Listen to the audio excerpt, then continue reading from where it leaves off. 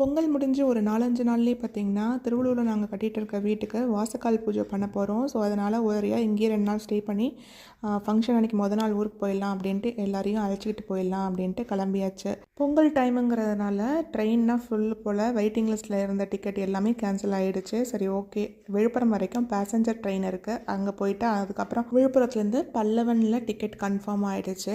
அதில் ஏறி வீட்டுக்கும் வந்தாச்சு. வீட்டுக்கு வரத்துக்கு ஒரு மணி கிட்ட ஆகிடுச்சு எங்களுக்கு. அதுக்கப்புறம் வீட்டுக்கு வந்து சமைச்சு சாப்பிட்றதுங்கிறதுலாம் வேலைக்காகாது. தாத்தாக்கெலாம் சுகர் இருக்கிறதுனால கரெக்டாக சாப்பாடு கேட்பாங்க, பசிக்க ஆரம்பிச்சிடும் அவங்களுக்குலாம்.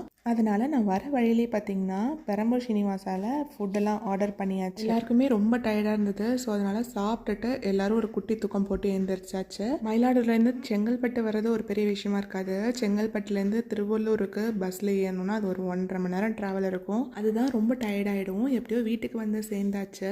ஈவினிங்காக போயிட்டு காய்கறிலாம் வாங்கி வந்து அதையும் பேக் பண்ணியாச்சு.